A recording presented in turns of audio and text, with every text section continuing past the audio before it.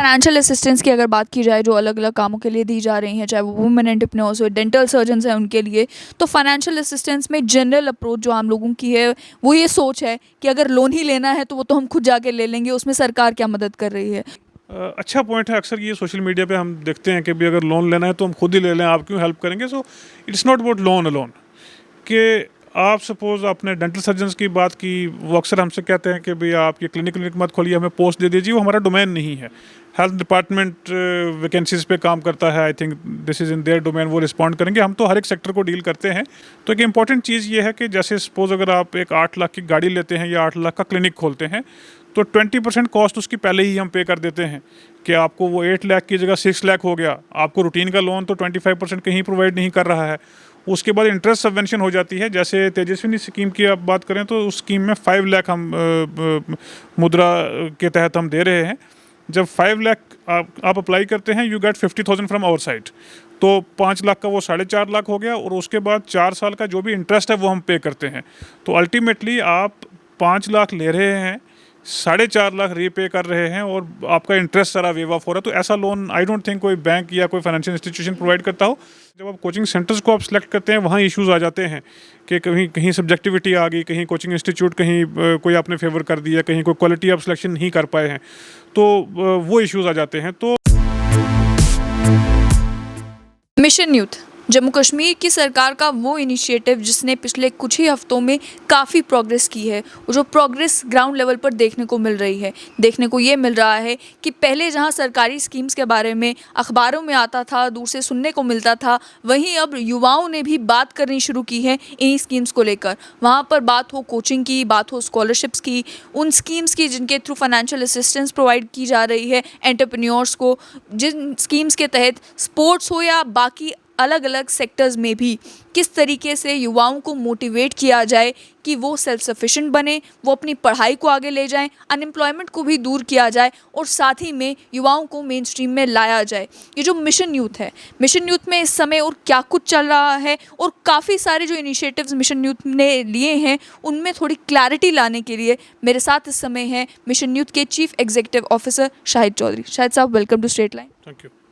सबसे पहले यही कि जो मिशन यूथ है, इसका कोर ऑब्जेक्टिव जो है वो क्या है? क्या ये ऑब्जेक्टिव है कि जो युवा रेडिकलाइज हुए हैं उन्हें मेन स्ट्रीम में लाया जाए, अनएम्प्लॉयमेंट को दूर किया जाए, युवाओं को सेल्फ सफिशिएंट बनाया जाए? मेन ऑब्जेक्टिव क्या है? जी, थोड़ा सा मैं बैकग्राउंड देना चाहूँगा कि जो मिशन यूथ है एक अम्ब्रेला इनिशिएटिव है, फ्लैगशिप प्रोग्राम है जम्मू एंड कश्मीर गवर्नमेंट का, और इसकी सीरियसनेस आउटरीच को लेके या आउटकम्स को लेके आप इससे देख सकते हैं कि ऑनरेबल लेफ्टिनेंट गवर्नर जनाब मनोज सिन्हा साहब खुद इसको हेड करते हैं, और जितने भी हमारे एडवाइज़र साहिबान हैं, चीफ सेक्रेटरी, मैक्सिमम डिपार्टमेंट के administrative secretaries, they are members of governing body, जो हर महीने में एक बार मुलाकात करके नए जो स्कीम्स हैं उनको अप्रूवल देती हैं, नए डिसीजन लिए जाते हैं। तो मिशन यूथ का जो एम्बिट है वो काफ़ी वास्ट है। मैं एक ही लाइन में अगर कहूँ तो यूथ की जो भी ज़रूरियात हैं, जो भी एस्पिरेशंस हैं, उनको शेप देने के लिए मिशन यूथ को कायम किया गया है। तो दोनों तरह से हम काम करते हैं। एक तो जो हमारी स्कीम्स हम लॉन्च कर रहे हैं हर तरह से, और कंसल्टेशन के बाद यूथ की जो डिमांड हो, और ब्रॉडली 5-6 सेक्टर्स में हम काम कर रहे हैं। जैसे बहुत सारे डिपार्टमेंट्स हैं जो स्किल डेवलपमेंट का काम करते हैं, तो स्किल डेवलपमेंट के तमाम इनिशिएटिव जो हैं वो मिशन यूथ के अंडर कोऑर्डिनेट हो रहे हैं। उसके बाद अगर स्पोर्ट्स या रिक्रिएशन की जो एक्टिविटीज़ हैं डिस्ट्रिक्ट लेवल पे या बाकी जो क्रिएट करनी है, यूथ क्लब्स हैं, सेल्फ एम्प्लॉयमेंट का आप कर लें, जॉब्स का, प्लेसमेंट का, हर एक चीज़ का इसमें है, साइको सोशल काउंसलिंग का है। तो आइडिया ये है कि यूथ की एस्पिरेशंस को शेप देने के लिए जो भी सपोर्ट गवर्नमेंट की तरफ से रिक्वायर्ड हो वो करें, और सभी डिपार्टमेंट्स को साथ लाने का ये सबसे पहला इनिशिएटिव इसलिए है कि कई बार कोऑर्डिनेशन में इश्यूज़ रह जाते हैं, कहीं बैंक्स के पास, डिपार्टमेंट के पास। आज ही आपने देखा होगा डिस्ट्रिक्ट लेवल टास्क फोर्स हमारी रिक्वेस्ट पे कॉन्स्टिट्यूट की गई है। टास्क फोर्स का काम ये है कि वॉर फुटिंग पे सारे ये जो केसेस हैं, कहीं स्पॉन्सरशिप के हैं, कहीं कोई क्लियरेंस देना है, तो वो कंसर्न डिप्टी कमिश्नर्स वो कर सकें, और हर फोर्टनाइट में गवर्नमेंट को रिपोर्ट जाए अपडेटेड फील्ड वर्क की। तो बहुत सारे जो स्फेयर हैं उसमें हम काम कर रहे हैं। बहुत सारी स्कीम्स अभी हमने लॉन्च की हैं, आने वाले दिनों में और भी हम लॉन्च करने जा रहे हैं। इन शॉर्ट में यही कहना चाहूँगा कि यूथ की जो भी एस्पिरेशंस हैं, जो भी डिमांड्स हैं, उस पर वर्क करके कस्टम टेलर्ड सोल्यूशंस हम प्रोवाइड कर रहे हैं। आज से पहले भी कई बार ऐसी तरीके के इनिशिएटिव्स जो हैं वो जम्मू कश्मीर में लॉन्च किए गए, युवाओं को जो है मोटिवेट करने के लिए, कई उनको सेल्फ सफिशिएंट बनाने के लिए, फाइनेंशियल असिस्टेंस प्रोवाइड करने के लिए, लेकिन वो जो प्रोजेक्ट्स थे वो उस तरीके से सक्सेसफुल नहीं हो पाए जिस तरीके से उन्हें एनविजन किया गया था। तो ये जो मिशन यूथ है उन सभी पुराने एक्सपेरिमेंट से कैसे डिफरेंट है? मैं बताना चाहूँगा, पहली चीज़ ये है कि mission youth is not working as a department. कई बार डिपार्टमेंट में इश्यूज आ जाते हैं, we are working as a society, जिसको जैसे मैंने कहा कि ऑनरेबल एलजी हेड करते हैं। दो तीन चीज़ों को आप लेकर देखेंगे कि जैसे यूथ को बैंक्स के पास जाना पड़ता है, डिपार्टमेंट के पास जाना पड़ता है। No, we have a task force structure at district level. जो भी आप ऑनलाइन अप्लाई करते हैं, टास्क फोर्स को स्क्रूटनाइज करता है। बैंक्स के जो चीफ हैं, जैसे JNK बैंक के चेयरमैन हैं, he is a part of our governing body. तो जो भी फाइनेंशियल अप्रूवल देना है या बैंकिंग या फाइनेंशियल इंस्टीट्यूशन से जो ज़रूरियात हमारे यूथ की हैं, तो उनको वहाँ नहीं जाना पड़ता है। रादर बैंक्स या फाइनेंशियल इंस्टीट्यूशंस उनके पास आते हैं, डिपार्टमेंट्स उनके पास आते हैं। तो वो एक प्लेटफॉर्म क्रिएट किया गया है कि बाकी इस किस्म की जितनी भी स्कीम्स लॉन्च हुई, उनका सक्सेस रेट जो भी रहा हो, उनमें जो भी शॉर्ट कमिंग्स थी, उनको ओवरकम करने के लिए मिशन यूथ यहाँ सपोर्ट प्रोवाइड करता है। और उसके बाद जैसे फाइनेंशियल इंस्टीट्यूशन से या बैंक से जो भी असिस्टेंस लिया जाता है, उसमें हम सब्सिडाइज भी उसको हम करते हैं, इंटरेस्ट सपोर्ट भी दे रहे हैं, और एक एंड टू एंड फैसिलिटी हम यूथ को प्रोवाइड करते हैं। स्किल डेवलपमेंट से लेके उनका एंटरप्राइज सेटअप करने के तक या मार्केट लिंकेज तक, और इसके अलावा जितने भी सेक्टर्स में उनकी जो रिक्वायरमेंट्स हैं उस पर हम काम करते हैं। तो दूसरा एक डिफरेंस ये होगा कि जैसे डिपार्टमेंट्स अगर आइसोलेशन में हम जो काम करते थे, तो अब मिशन यूथ के तहत कोलैबोरेशन है, जितने भी डिपार्टमेंट्स हैं उनके लोग इसके मेंबर हैं, तो वो जो काफ़ी कमियां कोऑर्डिनेशन में रह जाती थी, तो वो इसमें नहीं होंगी। थोड़ा सा ईजी हो जाएगा। और एक जैसे मैंने पहले कहा कि कोई फिक्स्ड स्कीम ऑफ थिंग्स नहीं है कि आपको मिशन यूथ में यही 1 to 10 चीज़ें करनी हैं। जो भी यूथ की नई नई डिमांड आ रही हैं, जैसे हाल ही में मैंने पुंछ में एक मीटिंग की थी डिस्ट्रिक्ट एडमिनिस्ट्रेशन के साथ, और वहाँ एक फीडबैक हमें आई कि जो माइंड ब्लास्ट अफेक्टेड विक्टिम्स हैं, उनकी फैमिलीज़ को कुछ असिस्टेंस की ज़रूरत है। उनके लिए स्पेशली क्राफ्टेड हमने एक स्कीम बना के गवर्नमेंट से अप्रूवल लेके विद इन 1 वीक उसको हमने लॉन्च किया। इसी तरह से बहुत सारी स्कीम्स जो हैं वो बनती जा रही हैं based on demand of youth. जैसे अभी यूथ पोर्टल हमारा बना, उस पर रजिस्टर कर रहे हैं। तो इतना इनोवेटिव, इतना फीडबैक का मैकेनिज्म किसी डिपार्टमेंट या किसी ऑर्गेनाइजेशन में आपको नहीं मिल सकता जो मिशन यूथ ऑफर करता है। रजिस्ट्रेशन की अगर बात करें, क्या तरीका है किसी भी इंडिविजुअल के लिए कि वो केवल JK यूथ के पोर्टल के ऊपर जाकर खुद को रजिस्टर करे, तो उसके लिए ये सभी एवेन्यूज़ खुल जाएंगे, या फिर फॉर अ स्पेसिफिक स्कीम आपको एक स्पेसिफिक चीज़ के लिए अलग से अप्लाई करना है? जहाँ तक यूथ पोर्टल का सवाल है, उसका एम ये है कि जो भी हमारे यूथ JNK में है वो उस पर रजिस्टर करें। हमें पता चले कि यूथ का जो बेस है, उनकी रिक्वायरमेंट क्या है। तो कुछ उसमें स्पेसिफिक चीज़ें हमने रखी हैं, उनकी एजुकेशनल क्वालिफिकेशन क्या है, उनके इंटरेस्ट क्या हैं, किस चीज़ में उन्होंने स्किलिंग की है, किस चीज़ में उनको स्किल्स की रिक्वायरमेंट है, किस किस्म का वो कोर्स लेना चाहते हैं, क्या बेनिफिट वो गवर्नमेंट से लेना चाहते हैं। आज देखें, कंसल्टेशन का मैकेनिज्म हमने कल भी हमारी जो डिस्कशन थी उसमें ये रहा कि जब अब डिस्ट्रिक्ट लेवल हम एक आइडियाज़ कॉन्क्लेव करवा रहे हैं यूथ से फीडबैक लेने के लिए कि जो यूथ की पॉलिसी है वो आप ऑफिस में 4 दीवारों के अंदर बैठ के नहीं बना सकते हैं, उसके लिए यूथ को कंसल्ट करना ज़रूरी है। तो उसमें सजेशन बॉक्स भी है, वो हमें दे सकते हैं। तो एक ये डेटाबेस जो आने वाले 1 महीने में हमारे पास जनरेट होता है, उसके बाद हम लोगों को उससे भी पिक करेंगे। जैसे आपने देखा हमारी स्कॉलरशिप की स्कीम थी, कोचिंग का है, बाकी सारी जो चीज़ें हैं लोग उस पर भी अप्लाई कर रहे हैं। और उसके बाद जो डिफरेंट सर्विसेज हैं स्पेसिफिक, जैसे ट्रांसपोर्ट सेक्टर में मुमकिन स्कीम हमने लॉन्च की, जिसको और थोड़ा वाइडन किया जा रहा है, डाइवर्सिफाई किया जा रहा है। उसके लिए स्पेशल एक लिंक है पोर्टल पे, आप वहाँ रजिस्टर कर सकते हैं। वुमेन के लिए तेजस्विनी स्कीम लाई, उसके लिए ऑनलाइन भी है और ऑफलाइन भी है। तो पोर्टल पे एक तो जनरल रजिस्ट्रेशन है कि जितने भी युवा हैं, यूथ हैं, वो उस पर रजिस्टर करें। और कल को कोई हम अगर स्कीम लाते हैं से 20 to 25 ईयर्स ओल्ड यूथ के लिए, गर्ल्स के लिए, बॉयज़ के लिए, स्पोर्ट्समैन के लिए, तो हमें data immediately eight click of 1 button वहाँ मिल जाता है। इसलिए लोगों को ज़्यादा से ज़्यादा उस पर रजिस्टर करने की ज़रूरत है। और जो स्पेसिफिक स्कीम्स हैं उसके लिए लिंक्स भी हम प्रोवाइड कर रहे हैं, और उसके अलावा नोटिफिकेशन भी निकलती हैं, बट पोर्टल के साथ हर एक चीज़ लिंक्ड है। और जो यूथ हमारे पास रजिस्टर्ड हैं पोर्टल पे, उनको एक यूनिक आईडी भी मिलता है। यूथ क्लब के साथ लोग एसोसिएटेड हैं, इन सब लोगों को कल मिशन यूथ की तरफ से आई कार्ड्स भी दिए जाएंगे। तो ये अभी एक काफ़ी लार्ज स्केल पे एक शुरुआत हमने की है, जिसको एक IT इनेबल्ड सर्विसेज प्रोवाइड करने के लिए जो यूथ पोर्टल है वो एज एन एंकर काम कर रहा है। स्पेसिफिक अगर सर्विसेज की अगर बात की जाए, तो जो सुपर 75 स्कॉलरशिप है बॉयज़ के लिए भी और गर्ल्स के लिए भी, उसके लिए स्क्रीनिंग प्रोसेस किस तरीके से रहेगा, जिससे जो एलिजिबल लोग हैं और जो एक्चुअल में जिन लोगों को इस स्कॉलरशिप की ज़रूरत है वो आपके निकल कर आएँ और किसी को ये भी ना लगे कि वी आर लेफ्ट आउट? जी, इसमें देखें बहुत सारे डिपार्टमेंट्स की स्कॉलरशिप रहती हैं, लेकिन कुछ उसमें गैप्स रह जाते हैं। उसको फिल करने के लिए ये एक सुपर 75 गर्ल स्टूडेंट्स के लिए स्कॉलरशिप लाई गई थी। हमारे जो ऑनरेबल LG हैं, उनका ये ब्रेन चाइल्ड था। जब वर्ल्ड इंटरनेशनल वुमेन डे था, उस पर उन्होंने अनाउंस किया था, कुछ कारण से डिले हुआ, और जब ये हमने पिछले महीने गवर्निंग बॉडी की मीटिंग की, इसमें अप्रूवल हुआ। तो उस पे हमने फोकस किया। और ये ग्रेजुएट स्टूडेंट्स जो हैं, जो पोस्ट ग्रेजुएशन करना चाहते हैं, रिसर्च या एडवांस स्टडीज़ में कोई कोर्स करना चाहते हैं, उसके लिए है 1 लाख रुपीज़ की मिनिमम इसमें हम स्कॉलरशिप देते हैं। इसमें बड़ा बेसिक सा क्राइटेरिया रखा हुआ है, जम्मू कश्मीर का डोमिसाइल होना चाहिए, जो स्टूडेंट्स हैं बिलो पॉवर्टी लाइन या जो प्रायोरिटी हाउस होल्ड कैटेगरी उससे बिलोंग करते होने चाहिए, उसका जो भी प्रूफ है वो अपलोड कर सकते हैं। और उसके साथ साथ इनकम जो है not more than 8 lakh rupees होनी चाहिए। तो बड़ा सिंपल सा क्राइटेरिया है और सब ने ऑनलाइन अप्लाई करना है और अपने सर्टिफिकेट के साथ के ग्रेजुएशन के मार्क्स कितने हैं तो कंप्यूटर से स्क्रीनिंग होगी, जो टॉप 75 हैं उनको वो फेलोशिप मिलेगी। उसके बाद इंपॉर्टेंट चीज़ ये है कि ये फेलोशिप यहीं ख़त्म नहीं होती। जब वो पोस्ट ग्रेजुएशन में जाते हैं फिर उनके साथ हम इंटरेक्ट करेंगे कि पीजी के बाद वो क्या करना चाहते हैं, क्या वो कोई और कोर्स करना चाहते हैं, कहीं कॉम्पिटिटिव एग्जामिनेशन में जाना चाहते हैं, कोई प्रोफेशनल स्किलिंग करना चाहते हैं, कोई रिसर्च करना चाहते हैं। तो जब तक उनकी फाइनल कहीं प्लेसमेंट नहीं हो जाती, मिशन यूथ उनको वो सपोर्ट करेगा। इंटरेस्टिंग चीज़ जैसे मैं बता रहा था कि हम स्कीम यूथ की डिमांड पे लॉन्च करते हैं। जब ये हमने गर्ल स्टूडेंट्स के लिए स्कीम लॉन्च की तो सोशल मीडिया पे बहुत सारे लोगों ने हमें लिखा कि व्हाट अबाउट बॉयज़, क्योंकि स्कीम एक पर्टिकुलर डे पे की गई थी और वुमेन के लिए थी। तो हमने फिर से अपनी गवर्निंग बॉडी में ये लिया और विद इन 3 डेज़ हमने सुपर 75 बॉयज़ के लिए भी लॉन्च किया। और दोनों स्कीम्स अब इकट्ठी 7 अगस्त तक इसकी लास्ट डेट है।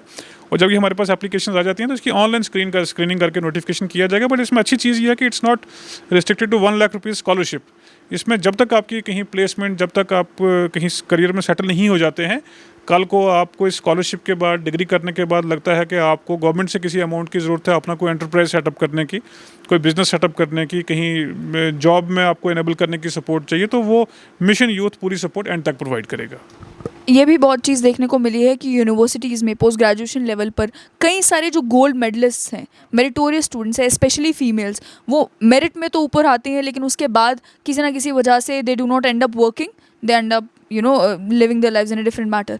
तो क्या ये भी सोच मिशन यूथ की है कि किसी तरीके से इंसेंटिवाइज किया जाए कि जो मेरिटोरियस स्टूडेंट्स हैं पोस्ट ग्रेजुएशन लेवल पर, उन्हें किस तरीके से या तो हायर स्टडीज़ की ओर या तो एक्चुअल में कामकाज की ओर उन्हें उस तरीके से पुश किया जाए? जी, देखिए, एक तो जैसे मैंने ये सुपर 75 का बताया, इसके बाद बहुत सारी स्कीम्स, मुझे लगता है कि पिछले 6 वीक्स में हमने मोर देन 20 स्कीम्स हमने लॉन्च की हैं।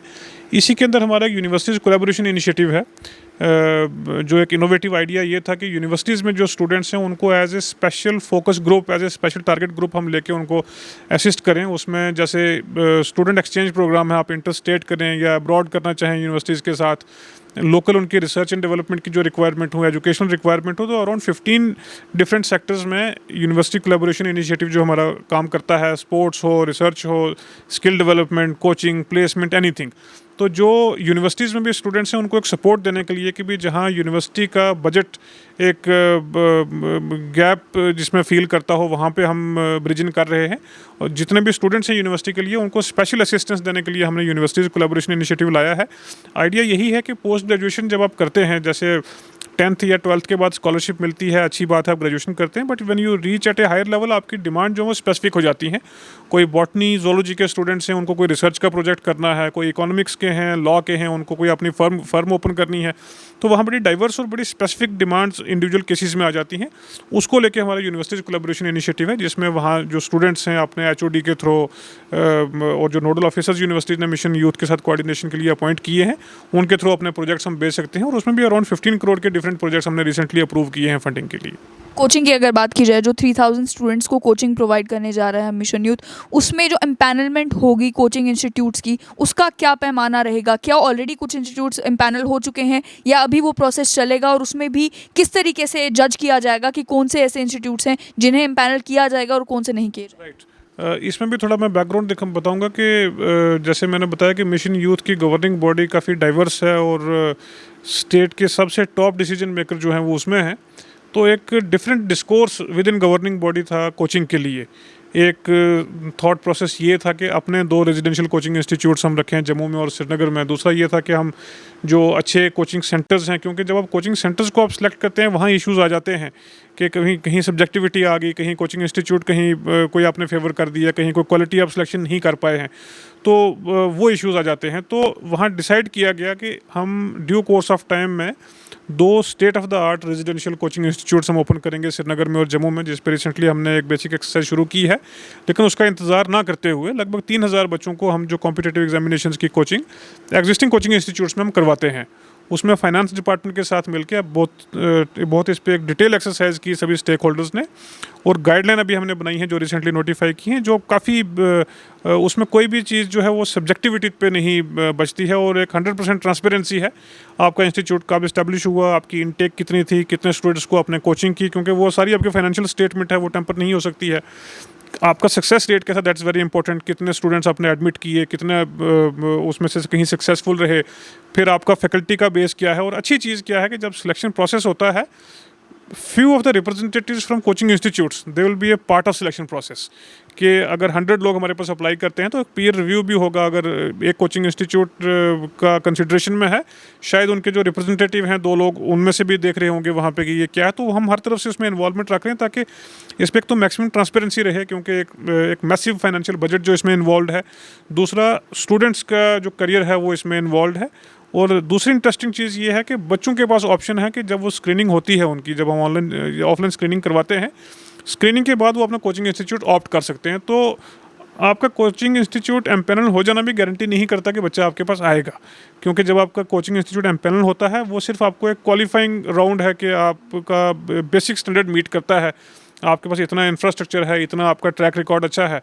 फिर स्टूडेंट के पास फाइनल है कि जब वो स्क्रीन होके सिलेक्शन लिस्ट में आ गया तो वो A to Z जो हमारे कोचिंग सेंटर एमपैनल है उसमें से चूज कर सकता है। यस, फाइनेंशियल असिस्टेंस की अगर बात की जाए जो अलग अलग कामों के लिए दी जा रही हैं, चाहे वो वुमेन एंटरप्रेन्योर्स हो, डेंटल सर्जन्स हैं उनके लिए, तो फाइनेंशियल असिस्टेंस में जनरल अप्रोच जो आम लोगों की है वो ये सोच है कि अगर लोन ही लेना है तो वो तो हम खुद जाके ले लेंगे, उसमें सरकार क्या मदद कर रही है। तो इस पे आपसे समझना चाहूँगी कि क्या केवल मिशन यूथ जो है वो लोन लेने में मददगार साबित होगा, या कोई एक्स्ट्रा सब्सिडाइज भी किया जा रहा है, इस लोन में कुछ अमाउंट है जो सरकार जो है खुद हैंडल करेगी?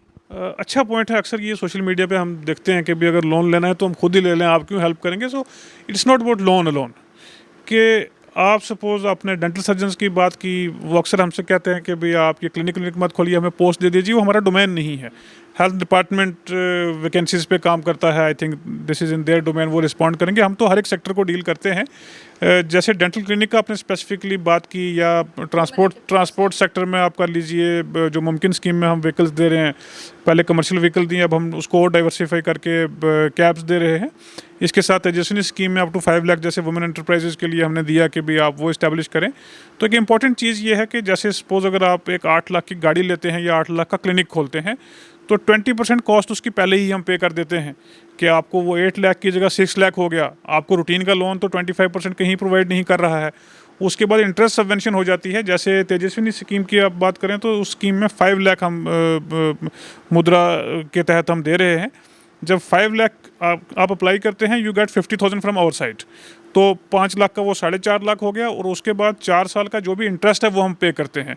तो अल्टीमेटली आप 5 लाख ले रहे हैं, 4.5 लाख रीपे कर रहे हैं, और आपका इंटरेस्ट सारा वेव ऑफ हो रहा है। तो ऐसा लोन आई डोंट थिंक कोई बैंक या कोई फाइनेंशियल इंस्टीट्यूशन प्रोवाइड करता हो। आइडिया लोन लेने का नहीं है, आइडिया ये है कि जो ऐसे एंटरप्राइजेज जो सक्सेसफुल रह पाते हैं, जिनकी इकोनॉमिक वायबिलिटी है, उनको सपोर्ट किया जाए। और सपोर्ट देने के लिए ये 4 से 5 साल हम जो इंटरेस्ट सबवेंशन इसलिए कर रहे हैं ताकि वो बिज़नेस सर्वाइवल पे आ जाए। जब उसमें रिटर्न आने शुरू हो जाएं तो तब तक हम उसको सपोर्ट करें। जैसे ट्राइबल डिपार्टमेंट को मैं डील करता हूँ, अभी काफ़ी एक बड़ा प्रोग्राम लेके आ रहे हैं मिनी शीप फार्म्स का।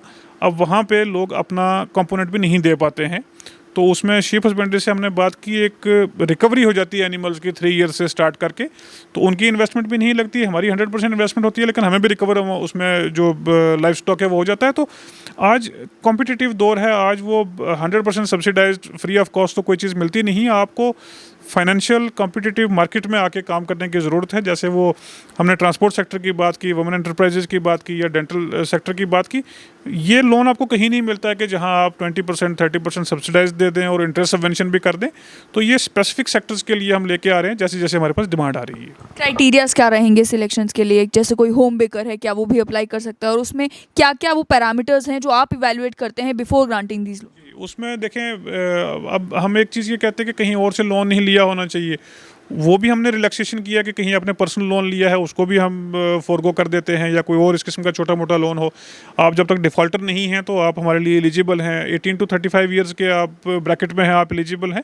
बाकी कोई भी एंटरप्राइज या कोई भी सेक्टर पे लिमिट नहीं है, आप कुछ भी करना चाहें आप आ सकते हैं। यूथ के साथ साथ जैसे मैंने कहा अभी हम ट्राइबल की बात कर रहे थे तो उसमें हमने कमर्शियल पायलट ट्रेनिंग जो लाइसेंस है उसका कोर्स हमने लॉन्च किया है।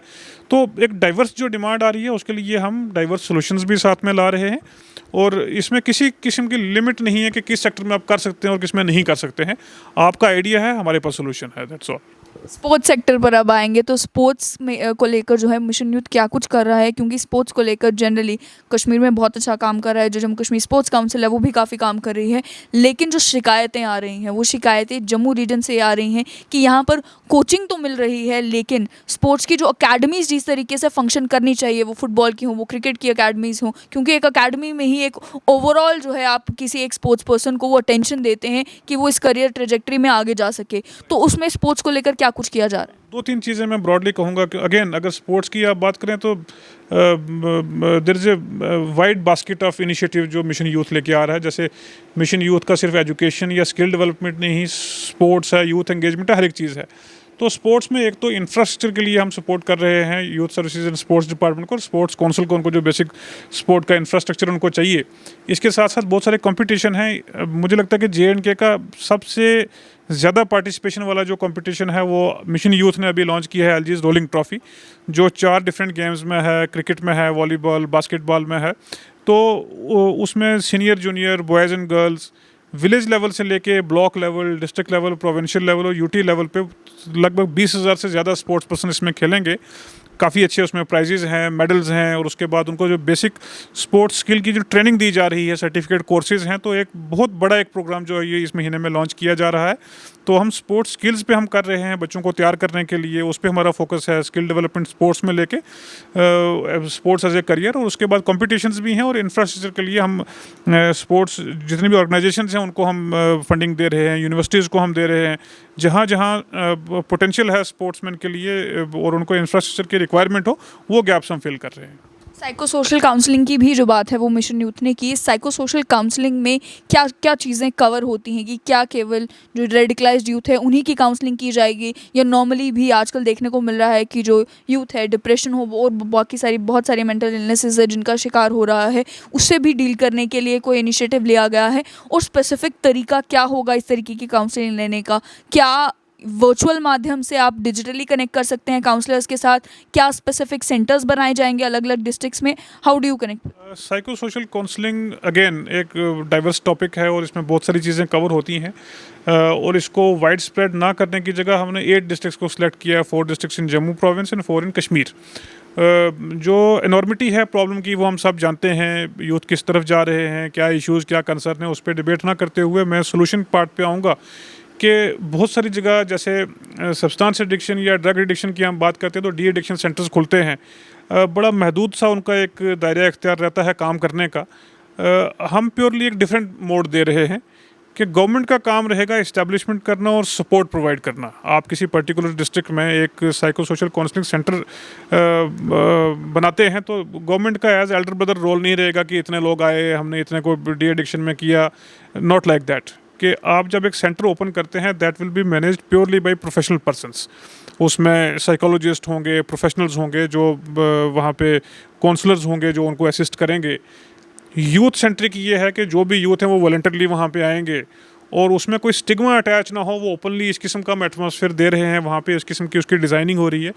हाल ही में हमने 2 दिन की वर्कशॉप की SKICC श्रीनगर में सिर्फ उसका डिज़ाइन फाइनलाइज करने के लिए। हमने आर्किटेक्ट्स को, इंजीनियर्स को, जितने भी बेहतरीन ऑर्गेनाइजेशन हैं उनसे हमने बुलाया ताकि वो टिपिकल गवर्नमेंट सेटअप ना लग के एक एक्चुअल जो साइको सोशल काउंसलिंग सेंटर है जहाँ पे यूथ आना चाहे, ताकि वो कॉन्फिडेंस उसको मिले कि भी यहाँ सिक्रेसी भी रहेगी और मुझे बेस्ट सर्विसेज मिलेंगी। पार्ट 2 जो मैन पावर हम ला रहे हैं, आने वाले दिनों में नोटिफिकेशन निकलेगी तो जो बेस्ट एक्सपीरियंस्ड काउंसलर्स हमारे पास हैं उनको लिया जाएगा, उनकी सर्विसेज यहाँ पे हायर की जाएंगी। तीसरी चीज़ जो मैं कहूँगा जो हमेशा किसी भी काउंसलिंग सेंटर में या किसी भी डी एडिक्शन सेंटर में हमें नहीं मिलती है, हमेशा मिसिंग पाई जाती है, वो ये है कि आप अल्टीमेटली सोल्यूशन क्या प्रोवाइड कर रहे हैं। एक प्रॉब्लम को तो आपने सॉल्व किया, कोई डिप्रेशन का शिकार है, सुसाइडल टेंडेंसीज हैं, किसी रॉन्ग डायरेक्शन में जा रहा है, कोई एडिक्शन है, तो आपने एज ए पेशेंट उसको आपने डी एडिक्शन का करवा दिया या वो चीज़ें विड्रॉ करवा दी, लेकिन आप ये कैसे इंश्योर कर सकते हैं कि वो फिर से उन प्रॉब्लम्स में नहीं जाएगा? उसको लेके हर एक यूथ की उसमें प्रोफाइलिंग होगी कि इनकी रिक्वायरमेंट क्या है। जब आप उस प्रोसेस से निकले, उस डिप्रेशन से बाहर आ गए, उस सब्सटेंस एडिक्शन से आप बाहर आ गए, आपके पास रेस्ट ऑफ द लाइफ में सपोर्ट क्या है, वो सपोर्ट मिशन यूथ प्रोवाइड करेगा। सबसे पहले हमारा एक जो प्लेसमेंट सेल इस महीने बनने जा रहा है, उसमें सिर्फ JNK के नहीं, बाकी तमाम स्टेट नेशनल लेवल पे जितनी भी ऑर्गेनाइजेशंस हैं उनकी जॉब रिक्वायरमेंट्स हमारे पास होंगी। इंटरनेशनल लेवल पे जितनी ऑर्गेनाइजेशंस हैं उनकी जॉब रिक्वायरमेंट्स हम बहुत मैसिव लेवल पे इस पे हम काम कर रहे हैं कि आपको कहीं प्लेसमेंट चाहिए हम वो करवाएं, आप कोई अपना एंटरप्राइज ओपन करना चाहते हैं, बिजनेस ओपन करना चाहते हैं, हम वो करें, आप कहीं पढ़ना चाहते हैं हम वो करें, आप कोई फेलोशिप लेना चाहते हैं। देखें, अगर एक इस किस्म के डिप्रेशन से जब आप बाहर निकल के आते हैं, आप एक किताब लिखना चाहते हैं और एक लाख रुपए की ग्रांट चाहते हैं हमसे, तो आपको काउंसलिंग सेंटर से 1 लाख रुपए की ग्रांट मिलेगी कि आप ये किताब लिख लीजिए। आप कोई बिजनेस खोलना चाहते हैं, तो वो ज़रूरी है कि जब आप ओवरकम आप जब करते हैं तो उसके बाद उनको एक अल्टरनेटिव प्लेटफॉर्म प्रोवाइड करने के लिए, तो इसमें हमारा सिर्फ बैक एंड सपोर्ट होगा। इसमें मैं समझता हूँ कि कॉन्फिडेंस बिल्डिंग जो यूथ एंगेजमेंट में ज़रूरी है वो साइको सोशल काउंसलिंग सेंटर देंगे। इसके अलावा हमारा जो कॉन्सेप्ट है डिस्ट्रिक्ट यूथ सेंटर्स का, उसमें भी अगेन कॉन्क्लेव हमने की, उसके डिज़ाइन के बारे में, उसकी रिक्वायरमेंट के बारे में कि ये टिपिकल गवर्नमेंट ऑफिस बन के ना रह जाए, ऐसा सेंटर बन के ना रह जाए। एक तो अच्छा उसमें एक लाइवली एटमॉस्फेयर हो, हर एक जो यूथ के लिए फैसिलिटी है वो अवेलेबल हो, और उसके साथ साथ उस किस्म के प्रोफेशनल लोग हों जो यूथ को एंगेज कर सकें। तो वहाँ पे भी हमारे पास काउंसलर्स हैं, प्रोफेशनल्स हैं, स्पोर्ट्स से हैं, या लाइवलीहुड स्कीम्स को टेलर करने वाले लोग हैं, वो सारी चीज़ें जो हैं वो उस अम्ब्रेला में आ रही हैं। बात करें अगर मेरिटोरियस स्टूडेंट्स की या एंटरप्रेन्योर्स की, they find ways for themselves, लेकिन रियल ज़रूरत ऐसी स्कीम्स की उन लोगों को होती है जो मेरिट में भी थोड़ा नीचे हैं, जो फैमिली बैकग्राउंड से भी थोड़ा कमज़ोर हैं, जिन्हें इमीडिएटली नीड होती है कि इमीडिएटली कोई हमें कामकाज मिल जाए, कोई जॉब मिल जाए, कुछ मिल जाए, तो हम अपने जो है रोज़ी रोटी भी चला सकें, फैमिली को भी संभाल सकें। उन युवाओं के लिए क्या कुछ है मिशन यूथ के पास? देखें, जब भी यूथ पे इंटरेक्शन होती है मिशन यूथ पे, क्योंकि आप पिछले जब 18 जून से प्रिसाइसली जब हमारी फर्स्ट गवर्निंग बॉडी की मीटिंग हुई और 6 वीक्स में हमने काफ़ी प्रोग्राम्स लॉन्च किए हैं, तो हर जगह बहुत सारे सवाल आते हैं। मैं उसका एक जवाब देता हूँ कि you name it we have it, कि जो भी आपकी रिक्वायरमेंट है उसकी सोल्यूशन हमारे पास है। इस किस्म के जब स्टूडेंट्स हमारे पास या यूथ आते हैं, स्पेशल हम स्कीम बनाते हैं। जैसे हमने सुपर 75 की भी बात की, तो ये उन मेरिटोरियस बच्चों के लिए है जो बिलो पॉवर्टी लाइन में आते हैं। इसी के साथ साथ जो किसी की स्पेसिफिक नीड है, आजकल बहुत हमें इंटरेस्टिंग कॉल्स आती हैं। कल ही एक बच्चे का पुंछ से मुझे कॉल आया कि भी वो विजुअली इम्पेयर्ड है, 40% ब्लाइंड है, लेकिन सिविल सर्विसेज के लिए करना चाहता है। तो हर एक चीज़ में हमने वो स्कोप रखा हुआ है कि जो एक नॉर्मल सिस्टम में कम्पीट नहीं कर सकते हैं, उनके लिए एक पॉजिटिव डिस्क्रिमिनेशन की जाए। तो जैसे 3000 स्टूडेंट्स को हम करते हैं कोचिंग के लिए सिलेक्ट, तो हमने 10% कोटा इस चीज़ के लिए रखा हुआ है कि जो ऐसे स्टूडेंट्स हैं जो किसी एक्सट्रीमली डिसएडवांटेज सेक्शन में हैं, कहीं स्पेशली एबल्ड हैं, कोई उनका ऐसा कंसर्न है जो रूटीन में वो कम्पीट नहीं कर सकते हैं, तो उनको उस कोटा में हम ले जाते हैं वो सपोर्ट करने के लिए। इस तरह जो भी इंडिविजुअल रिक्वायरमेंट आती है, मैं ये आपको अश्योर करना चाहता हूँ कि जैसे हमारा यूथ कॉल सेंटर भी इसी महीने में लॉन्च होने वाला है by end of this month, कि हमारे पास कोई भी सिंगल जो कॉल या जो रिक्वायरमेंट है that never goes unanswered, unsupported. उसमें हम कोशिश करते हैं लिंकेज करने की किसी इंस्टीट्यूशन के साथ, डिपार्टमेंट के साथ, या हमारे पास जो सर्विसेज हैं वो प्रोवाइड करने के लिए। जनरली जो पॉइंट ऑफ कांटेक्ट होता है वो वेबसाइट के थ्रू ही है, या जो वेबसाइट के ऊपर नंबर शेयर किए गए हैं, या लोग आप ही को कॉल करते हैं शाम को भी, रात को भी? अब तो मेरा व्हाट्सएप भी भरा रहता है, बट क्योंकि ये शुरुआत है और ये चैलेंजिंग टाइम है, और there can not be anything more satisfying than this in life. अभी मैं एक्चुअली कहूँगा कि we are just 6 weeks old, कि अभी जब हमारी फर्स्ट गवर्निंग बॉडी की मीटिंग हुई है और उसके बीच ही लगभग 200 करोड़ से ज़्यादा के आप इनिशिएटिव लॉन्च कर चुके हैं। चीज़ें आस्ता आस्ता आ रही हैं, लेकिन हम यूथ को डिसअपॉइंट नहीं कर रहे हैं। जब मेल हमारे पास आ जाता है या पोर्टल पे कोई क्वेरी आती है या ट्विटर पे लोग टैग करते हैं, तो हमारी कोशिश रहती है, हमारी जो छोटी सी टीम है उसको रिस्पॉन्ड कर रही है। लेकिन अब जैसे मैंने कहा, इसका एम्बिट, इसका जो दायरा इख्तियार है, इसका जो वर्किंग सिस्टम है, वो अब बहुत वाइड हो रहा है। स्टेट लेवल पे तो सभी सेक्रेटरीज इसके मेंबर्स हैं, अब डिस्ट्रिक्ट टास्क फोर्स बन गई, सभी डिपार्टमेंट्स के लोग इसके अम्ब्रेला में आ रहे हैं। District employment and counselling centre जो आपके थे वो मिशन यूथ के साथ आ गए हैं। तो इस तरह करके ये चीज़ें बढ़ती जा रही हैं, और डिफरेंट प्लेटफॉर्म है। जैसे अगर किसी स्टूडेंट को किसी फार फ्लंग डिस्ट्रिक्ट में इशू है, तो वो अपना हमारे जो डिस्ट्रिक्ट सेंटर है वहाँ पे कांटेक्ट करेगा, या हमें हमारे वेब पोर्टल पे, यूथ पोर्टल पे हमें कांटेक्ट करेगा, या जब आने वाले दिनों में हमारा कॉल सेंटर लॉन्च होता है वहाँ कॉल करेगा। 24/7 हमारी सपोर्ट रहेगी वहाँ। अलग अलग डिपार्टमेंट्स के चक्कर लगाने नहीं पड़ेंगे दफ्तरों। अगर यूथ का कोई इशू किसी डिपार्टमेंट के साथ है तो we are the solution for that, कि अगर कहीं एग्रीकल्चर हॉर्टिकल्चर में किसी का कोई इशू तो वो हमारा काम है वहाँ कंसर्न डायरेक्टर्स के साथ टेकअप करना, तो जो भी इशूज़ हैं वो इन प्लेटफॉर्म पे रेज किए जा सकते हैं। साथ ही में अगर कोई भी इंडिविजुअल किसी भी एक इनिशिएटिव के लिए अप्लाई करता है, is there any way for them to track कि मेरी एप्लीकेशन का क्या स्टेटस है, कहाँ पहुंची, या वही है कि आप ही जो है आप ही को सब कुछ मालूम? इसमें क्या है कि जब आप ऑनलाइन पोर्टल पे आप करते हैं तो हर एक स्टेज पे आपको एसएमएस जाता है। जब जैसे मुमकिन स्कीम का हमने लॉन्च किया या अभी तेजस्विनी का आ गया, जो आपने अप्लाई किया तो your application has been accepted, उसमें आपके पास एक कोड जनरेट हो जाता है। जब डिप्टी कमिश्नर जो डिस्ट्रिक्ट लेवल इम्प्लीमेंटेशन कमेटी के चेयरपर्सन हैं, जब वो उसको अप्रूव करते हैं, उनके पास आ जाता है कि ये अप्रूव हो गया। उसके बाद जब बैंक में जाता है, अगर उनको कोई डॉक्यूमेंट डेफिशिएंट है उसके लिए आता है, तो वो टाइम टू टाइम उनके मोबाइल पर उनको अपडेट करते हैं।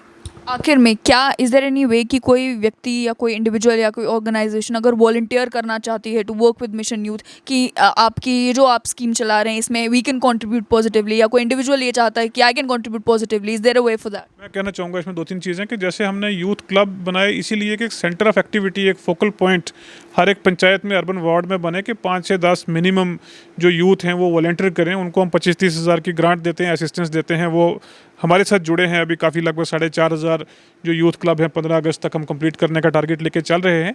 जहाँ तक ऑर्गेनाइजेशन का सवाल है, जैसे मैंने कहा कि we are just a baby, महीना 1.5 महीना हमने जो काम किया है उसका वो आउटपुट उसकी आ रही है।